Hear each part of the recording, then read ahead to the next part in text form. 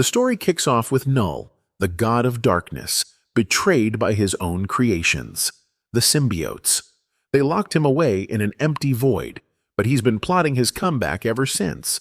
To break free, he needs the Codex, a powerful artifact created when a symbiote saves its host from dying.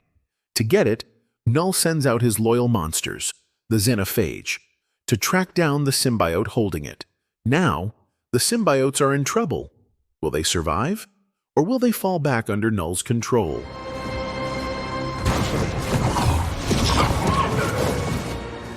Here's Eddie, our unlikely hero and former journalist who's now a fugitive. He's been accused of killing a detective named Mulligan. You can catch the full story in the second movie. Still bonded with Venom, Eddie hides out in Mexico, trying to find peace. But with everyone branding him a criminal, he plans to head to New York, not just to clear his name, but also to grant Venom's oddly specific wish to see the Statue of Liberty. I've always wanted to see the Statue of Liberty. Though the two share a solid chemistry, Venom often takes the lead, acting impulsively without thinking about the consequences for Eddie. I'm having the time of my life for this! Tequila! Eddie chose this place hoping to avoid anything that might stir his emotions. But instead of staying out of trouble, Eddie and Venom end up diving right into it when they hear the desperate howl of a dog in need. Turns out, Jesus. there were several stolen dogs locked in cages, followed by the appearance of the owner of the place, who turns out to be part of a syndicate stealing expensive dogs. Black jacket, chains, tattoos, and an intimidating glare. Did they really think Eddie would back down? Not a chance. He warns them, release the dogs, or his dark side will tear them apart, one by one.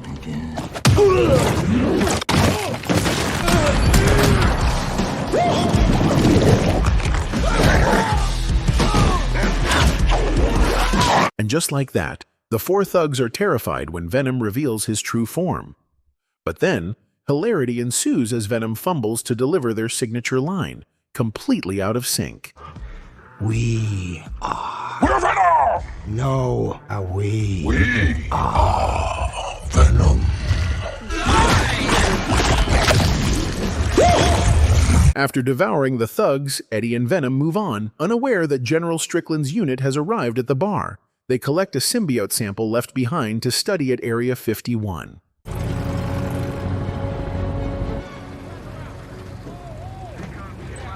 Let me introduce you to Dr. Payne, a scientist at Area 51 specializing in symbiote research. Meanwhile, General Strickland focuses on developing a weapon to counter the symbiotes, a green acid capable of melting through almost anything, including the symbiotes themselves. It's not just General Strickland and Dr. Payne. We're also introduced to another scientist, Sadie, who's also researching symbiotes. Together, the three are about to interact with someone infected by a symbiote, just like Eddie. The difference? Eddie and Venom have learned to coexist, but this man, Detective Mulligan, isn't so lucky. Somehow alive, he's bonded with a symbiote named Toxin, who saved his life. Toxin reveals the Codex is hidden in Eddie's body, created when Venom saved him during the fight with Riot in the first movie. If Null, the god of death, gets the Codex, Earth and the universe are doomed. To stop this, either Venom must never reveal his true form, as that would allow the Xenophage to track him, or one of them, Eddie or Venom, must die to destroy the Codex forever. He's the only one who carries a Codex.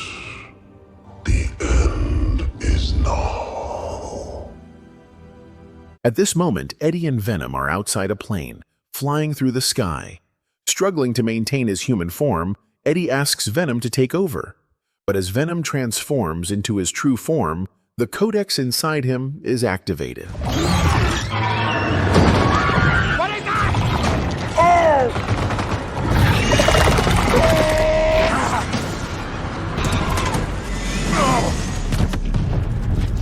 Eddie and Venom manage to defeat the monster and free fall in Eddie's human form. But don't worry, Venom transforms into a parachute without fully revealing his true form.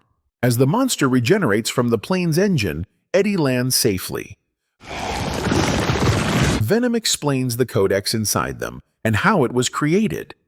To avoid detection, Eddie must face challenges alone, without Venom revealing his true form.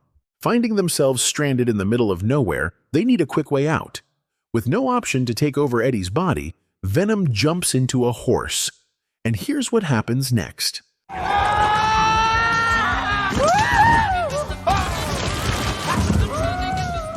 After nearly throwing up from riding the wild horse, Eddie and Venom take a break by a river, only to be ambushed by General Strickland and his troops. In the flowing water, Eddie struggles to reach Venom, who's also being hunted.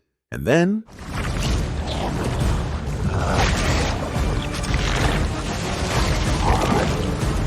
after briefly inhabiting a fish and a frog, Venom returns to Eddie's body and reveals his true form to save him from falling off a waterfall. This triggers the monster's appearance, distracting General Strickland's troops.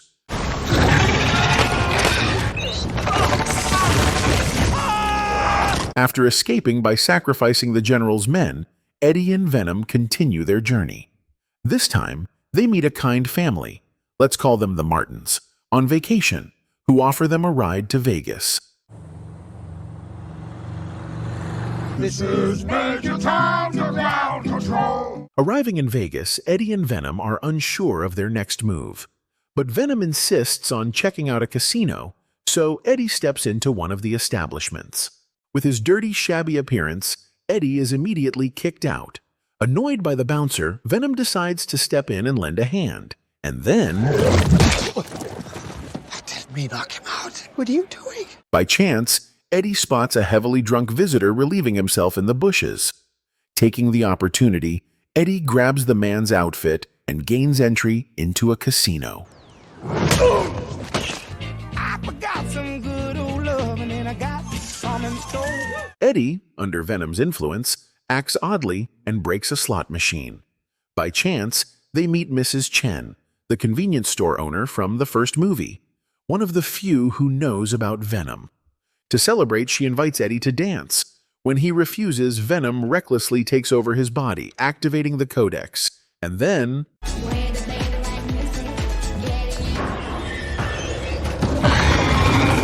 I told you this would happen! Venom quickly exits Eddie's body, making it impossible for the monster to track them. But, unexpectedly, after escaping the monster, Eddie and Venom are captured by General Strickland's troops and taken to Area 51. My shoes. As Eddie arrives at the Area 51 facility, the Martin family happens to be there, curious to see the infamous site. Known for conspiracy theories about aliens, the facility draws their attention, prompting them to sneak in through a hole in the fence for a closer look. Come on, guys. Right. Go, go, go, go, go! Venom is now trapped in a holographic containment field by Sadie, who secretly feels pity for him. Meanwhile, Eddie regains consciousness and is greeted by Mulligan and his symbiote, just as everyone else arrives at the scene. Eddie, I'm Dr. Payne. Great news! Oh, shit. Tension rises as the General plans to kill Eddie to destroy the Codex forever, but Hey!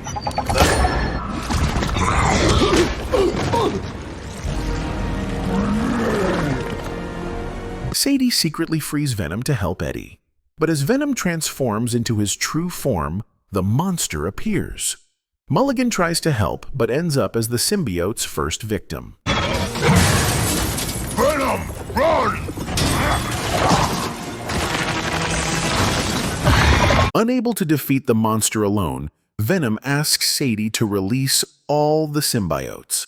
One by one, the symbiotes bond with random people in the room, including Sadie, who is paired with a cooperative symbiote that urges Eddie to escape. Get the Codex out of here! You! Break us out of here! The monster proves unstoppable, unaffected by attacks from the symbiotes, who fall one by one instead. Spotting the Martin family nearby, Eddie rushes to calm the children. And then, Martin and family! Pleasure to meet you. the general acts recklessly, aiming a shoulder-fired rocket launcher at a symbiote in his sights. And then, No!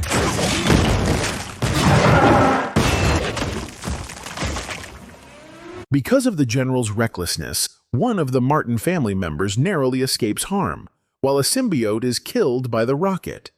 Yet, the monster still manages to rise again. You gotta be kidding me. Just as the Martin family gets into Dr. Payne's car, the monster releases a wave that forces the symbiotes out of their hosts. It turns out the wave is a message to Knull, summoning reinforcements to the scene. What's that noise? She found home. The symbiotes are quickly overpowered by the emerging monsters. Seeing his allies fall for his sake, Eddie and Venom decide to distract the monsters.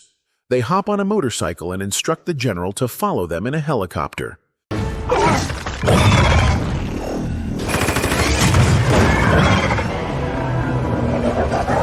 As the monsters reach the explosive storage area, the general orders his men to fire at the target. Light them up! Copy that. The general is struck by a monster, drawing everyone's attention. Seeing this, Eddie and Sadie team up to save him. And here's what happens. Let's finish this.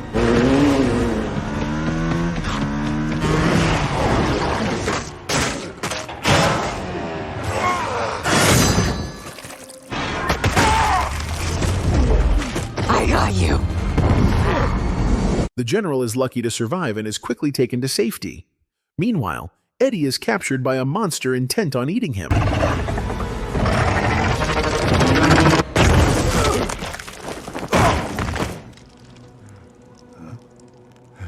Thanks to Martin, who fires a shoulder-mounted rocket, Eddie escapes. But Sadie, bonded with her symbiote Lasher, is separated when the monster releases a wave, devouring Lasher immediately.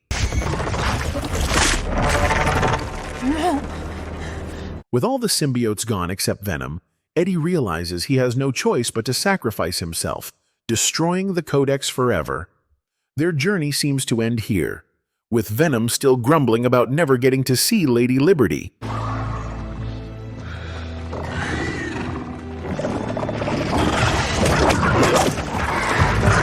And so Venom pulls all the monsters together, dragging them into the acid pit prepared by the general. The general quickly releases the acid, melting the monsters and Venom amid agonizing screams. No. In his final moments, Venom protects Eddie one last time by shielding him. And just like that, their journey comes to an end.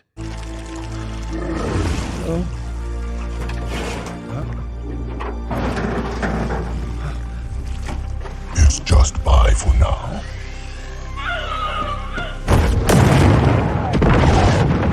Meanwhile, during the explosion, Sadie slips and falls. Dr. Payne, secretly carrying a pink symbiote named Agony, known for its lightning speed, saves her just in time.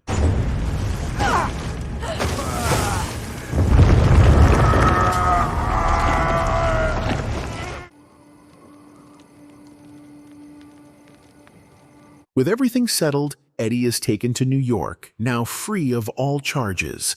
He can finally return to a normal life, but deep down, he still hopes for Venom's return.